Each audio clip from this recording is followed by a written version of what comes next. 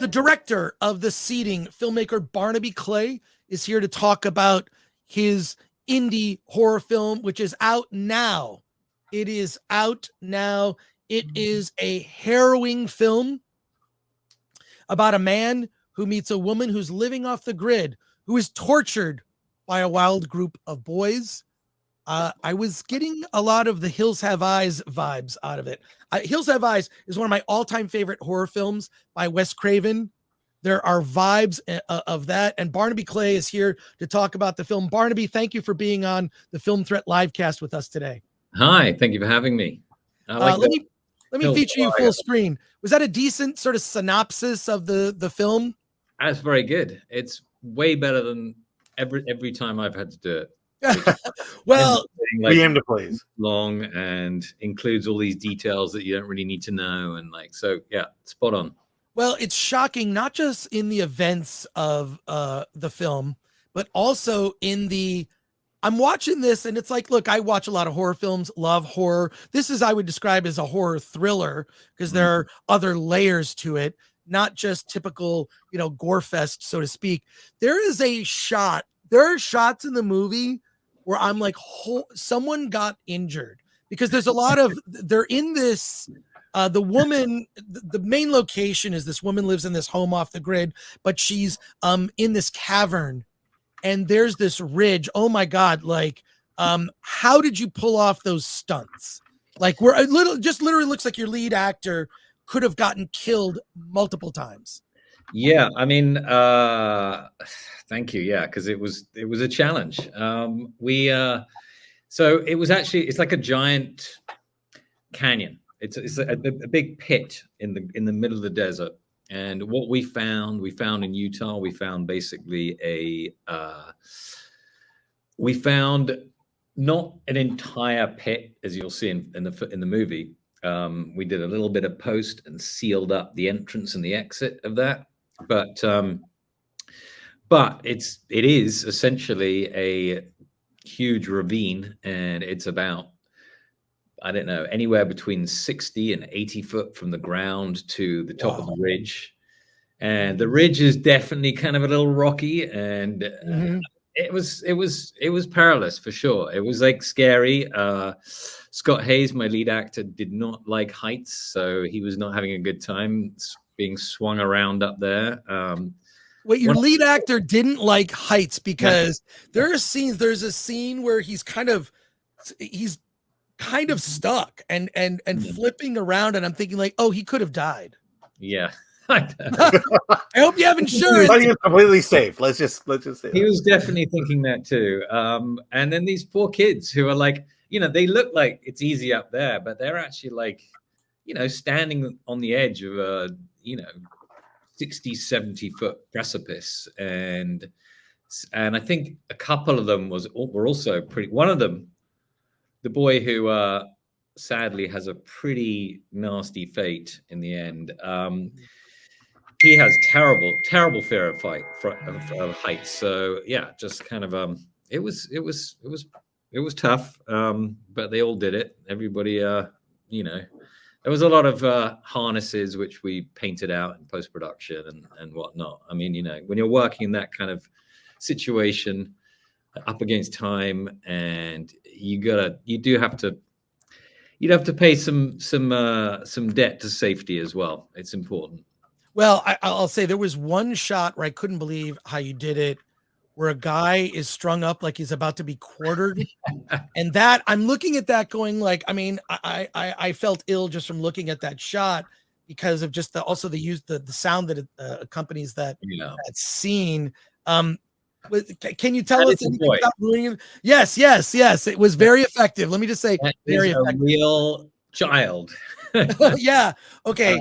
It's not a dummy, and that was actually the stuntman's son, doubling for the actor. And my God, we were all just I just was like, is he really going to go up there? He doesn't really have to go up there, but he went up there and he hung up there. Not quite as you're seeing. Obviously, again, there's a little bit of post-production going on, but he was basically hanging about 60 foot above the ground for, like quite a long period of time, because we were shooting a really intense drama sequence down at the bottom, and I wanted to do shots where we're going from what's happening at the bottom to him up there. So, and he was just hanging quietly and happily up there whilst we did it. We've got almost 900 people watching live. Oh, actually over 1,000 people. Wow. If you include Rumble watching live. We've got questions from our chat. Do you mind going to some questions here? Oh, absolutely. From Rumble, ADellis24 says the poster for the seating is fantastic. Was the simple vintage look a personal choice or one made by the artist? Good question. I love the poster as well, so thank you. The poster's by Akiko Sternberger, and she is a genius poster artist. And she also happens to be a really good friend of mine, which is quite convenient for me. But immediately knew that she was going to be the right person for it. And we started talking early on about the idea. And I'm a big fan of my in my office here, you can't really see them, but there's a bunch of movie posters, and they're all kind of a little classic. I have one of The Devils. I have one of Zulwowski's Possession over there. And I like a simple, bold image. I mean, if you think of like the best, Rosemary's Baby, Jaws, The Exorcist, they're all just like super simple, but now ultimately iconic imagery. And so I just kind of wanted to like call back to that a little bit, and that's what we did, and she nailed it, obviously. Hail Mr. Clay, says the nerd far away. What is your take on remakes? Well,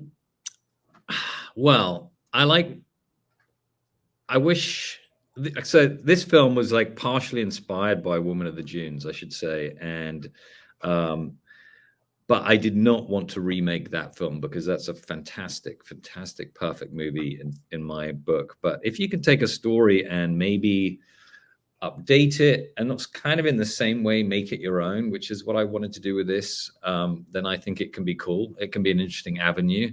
I just think my feeling is like, I like remakes when the film that started off with wasn't particularly great in the first place, but maybe had a great idea behind it, because that's a real opportunity. I think if you're going to remake a great, perfect film, then not really sure the point in that. Although I will say I'm kind of looking forward to Robert Eggers' Nosferatu, so we'll see what he does there.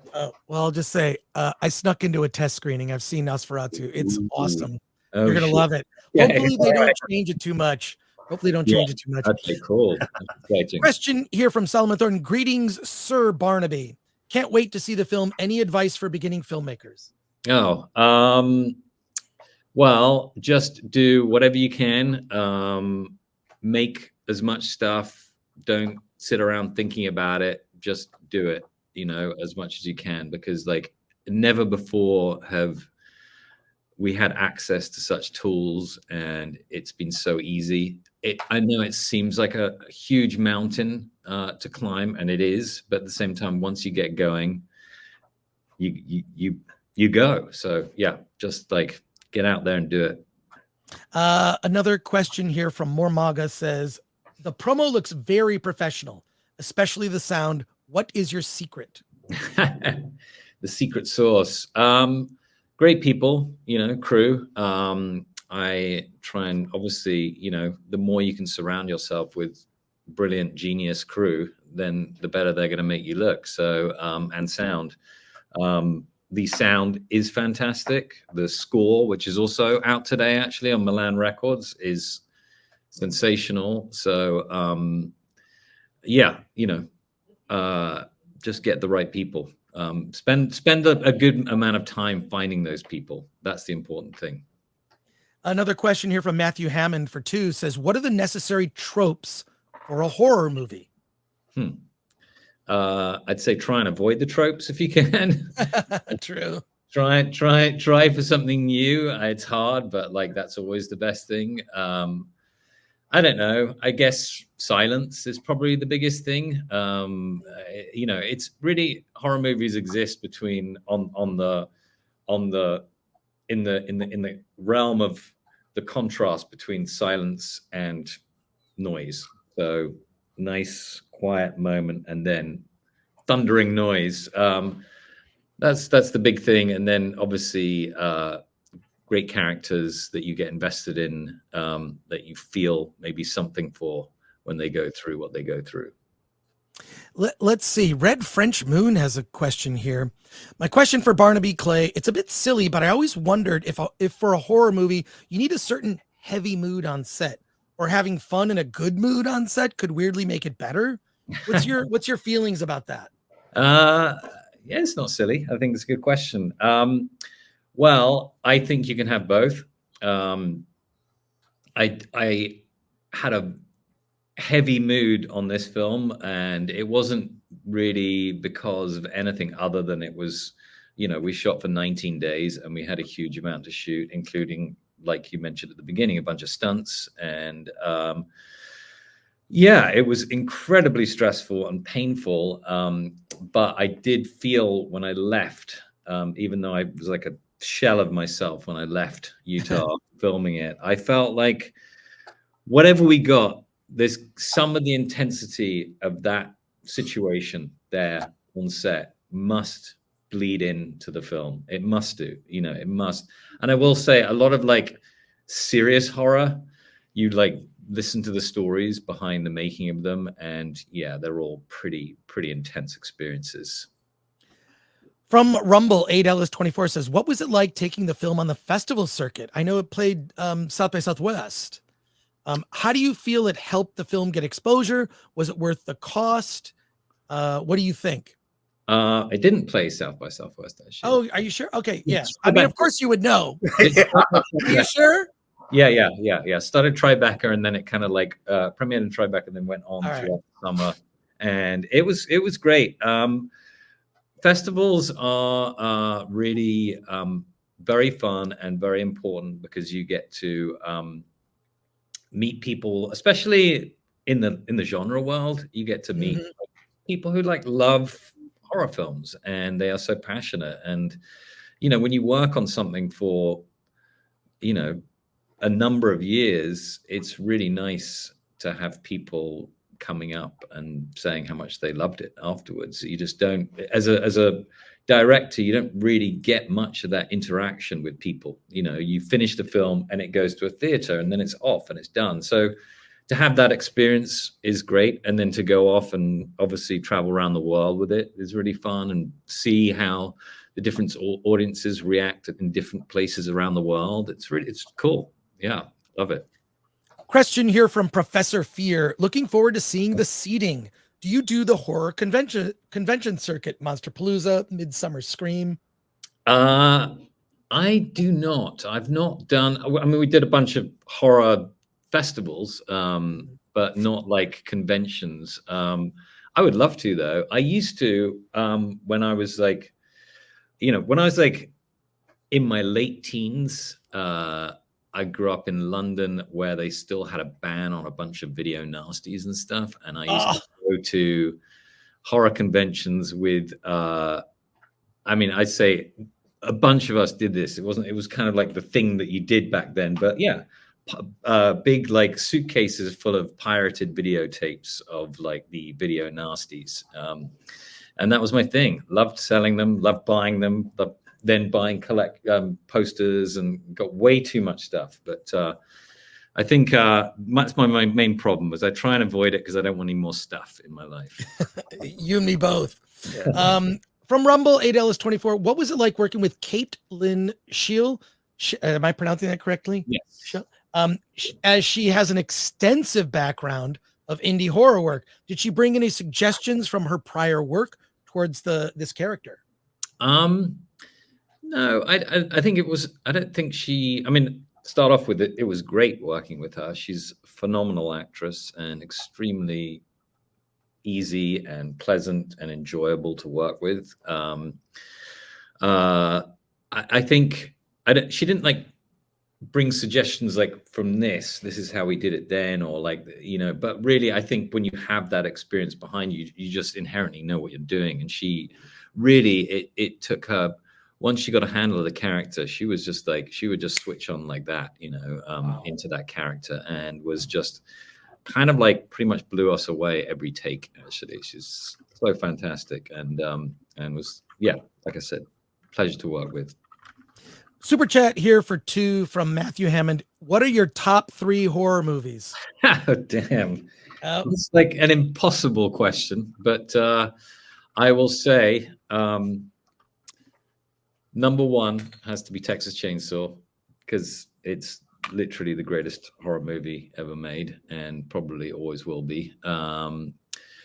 Maybe I'm looking at my Possession poster over there, thinking that could be one of my favorites as well. Wow. I do love that movie. And oh God, You're on the spot. I mean, maybe Rosemary's Baby as well, I think. Yes. And a final question here from JTPRX. Where can this be seen? Theaters, streaming? Good question. Very relevant question. Comes out today. It's in theaters across the states. I'll be posting up on my Instagram, which is Out the Ether, and so you'll see all the different. I mean, you can look it up, but you'll see where it's playing, and it's also on demand. Awesome. All right, Barnaby, thank you so much for joining us on the Film Threat livecast. And what did you say what was your Instagram again? Out of the Ether. Out of the Ether. Oh, I think that someone would have grabbed that. You grabbed it before anybody else. I know. Well, I grabbed it out of the ether.